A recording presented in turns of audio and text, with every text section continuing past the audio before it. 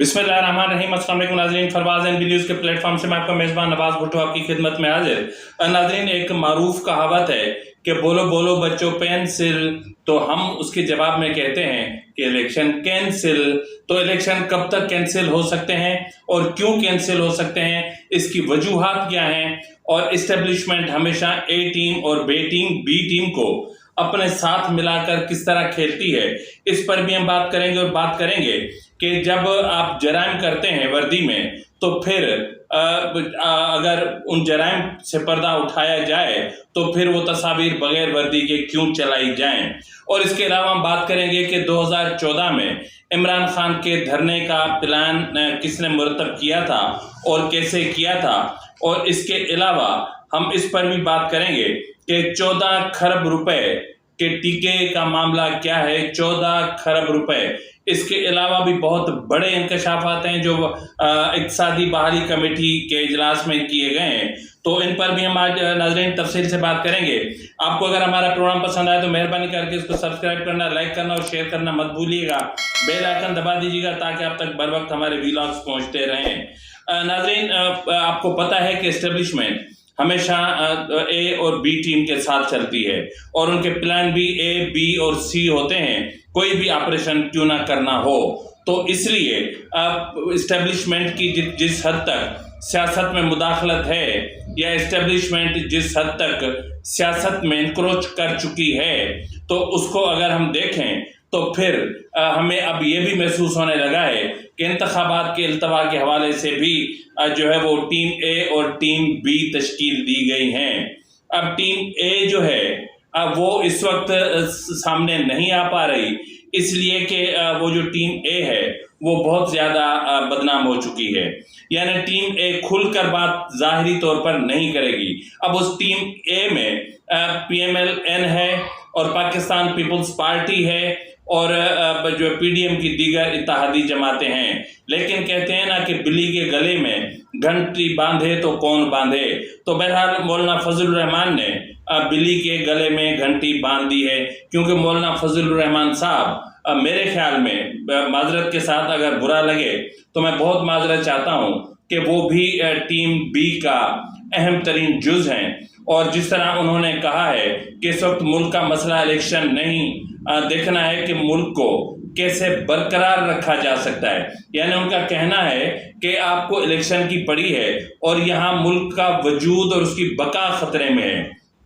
उन्होंने साहिवाल में press conference के दौरान कहा कि जी अगर मईशत तबाह हो जाए तो मुल्क अपना वजूद खो बैठते हैं। यानी अब पहले मईशत बहाल करो, मईशत की बहाली के बगैर इलेक्शन करवाना बेसूद है, बेकार है। उन्होंने कहा कि निगरान हुकूमत का फलसफा मुस्तरद करते हैं और निगरान हुकूमत को कुछ नहीं समझता।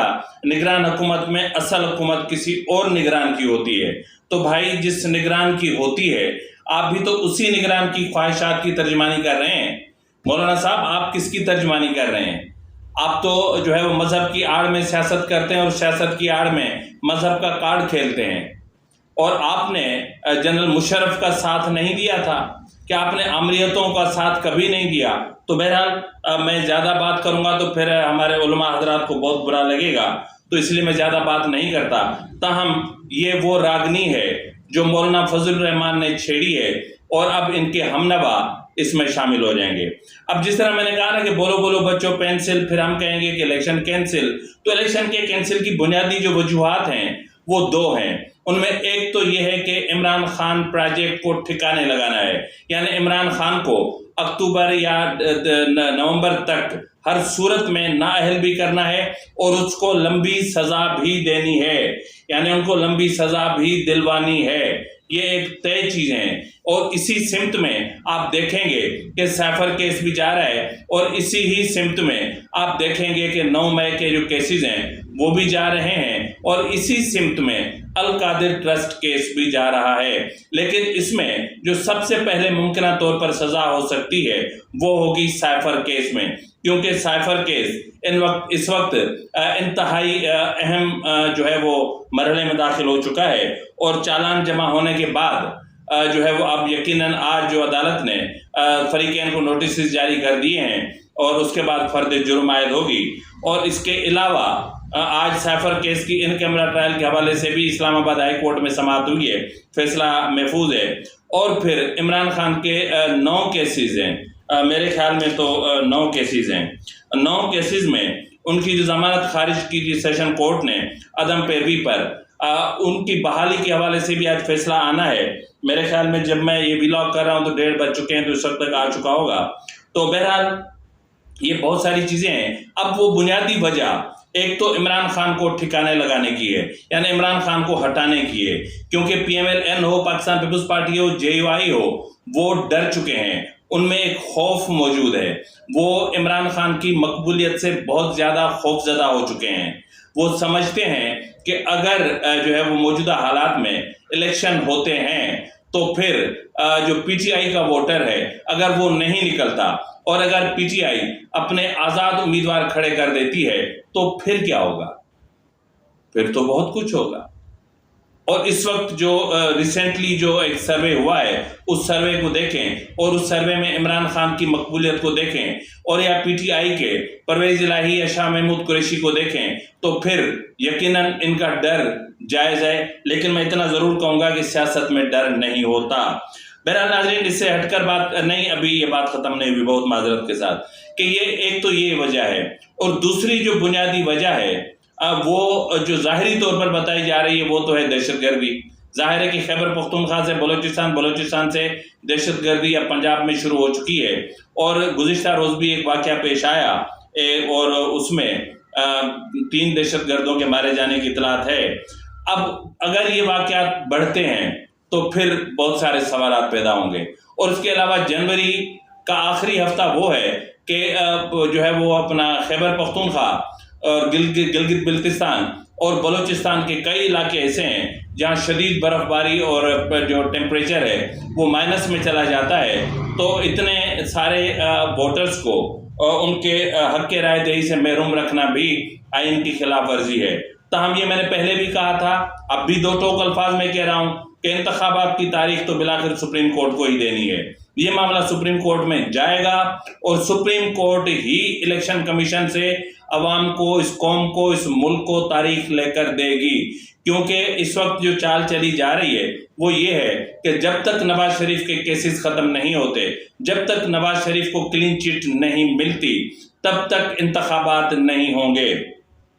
ناظرین، اس کے علاوہ آپ سے میں نے بات کی تھی کہ یہ جو ریسنٹلی ایک SOP جاری کی گئی ہے، اور اس SOP کے تحت TV چینلز اور جو یوٹیوبرز ہیں ان کو کہا گیا ہے کہ جنرل فیض، جنرل باجوہ یا کوئی بھی جنرل یا ریٹائرڈ جنرلز جو جتنے بھی ہیں، اب جب بھی آپ ان کا ذکر کریں گے تو آپ ان کی باوردی تصویر یا فوٹیج یا ویڈیو نہیں چلا سکیں گے، یعنی وہ گناہ کریں وردی میں تو، اور اب مطلب اگر آپ کا اکاؤنٹیبلٹی سسٹم اتنا اچھا ہے، آپ کہتے ہیں نا کہ ہمارا اپنا اکاؤنٹیبلٹی سسٹم ہے، تو پھر ان کو آپ لوگوں نے اس وقت کیوں نہیں دبوچا جب یہ جرائم کر رہے تھے، جب یہ آئین توڑ رہے تھے، جب یہ اداروں میں انتشار پیدا کر رہے تھے، جب یہ سپریم کورٹ کو تقسیم کر رہے تھے، جب یہ انسداد دہشت گردی کی عدالتوں پر اثر انداز ہو رہے تھے، جب جو ہے وہ پاناما کیس پر اثر انداز ہو رہے تھے، اس وقت آپ کہاں تھے؟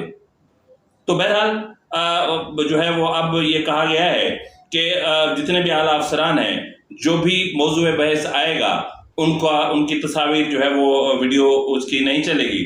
اور گزشتہ روز آپ نے دیکھا ہوگا کہ کوئٹہ میں چیف آف آرمی اسٹاف نے وزٹ کیا، ہاسپٹل بھی گئے، اور جو زخمی تھے ان سے بھی عیادت کی جو خودکش بم دھماکے میں زخمی ہوئے تھے، اور وہاں پر انہوں نے مختصر بات چیت بھی کی۔ انہوں نے کہا کہ دہشت گردوں کا کوئی مذہب نہیں ہوتا، یہ تو طے ہے۔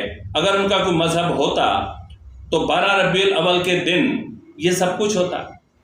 کیا ہنگو میں مسجد کے اندر خودکش دھماکے ہوتے، یا اس سے پہلے جو پولیس لائن کی مسجد میں دھماکہ ہوا کہ اس طرح ہوتا؟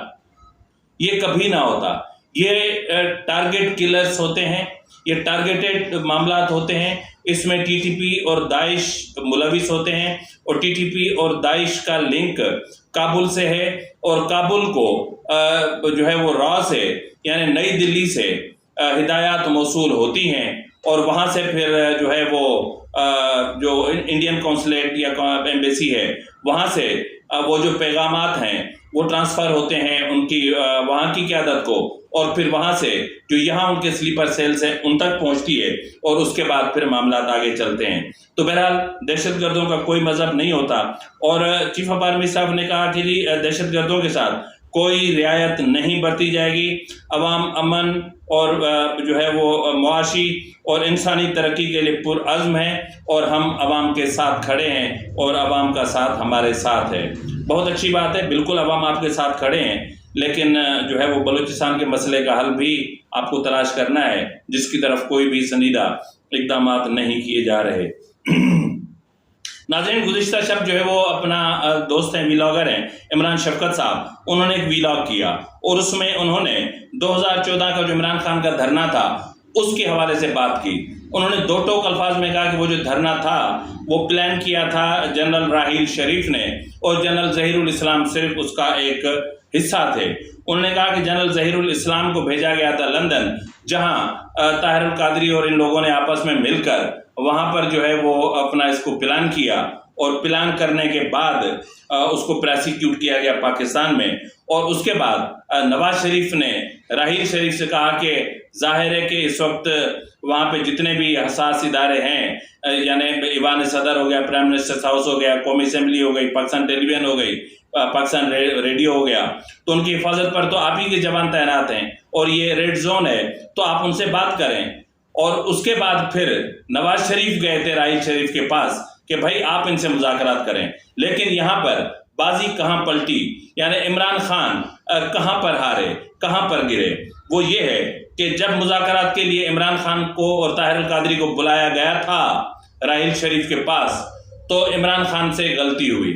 عمران خان نے جو ہے وہ جاتے ہی کہا کہ ہاں راحیل کیسے ہو، یعنی ایسے جیسے ان کا کلاس میٹ تھا، ان کے ساتھ پڑھتا تھا، اور جو عمران خان تھا وہ اس ملک کا چیف ایگزیکٹو تھا، سپریم کمانڈر تھا۔ کمال ہے یار، تم ایک احتجاج کرنے والے ایک ٹکے کے کل پرزے تھے۔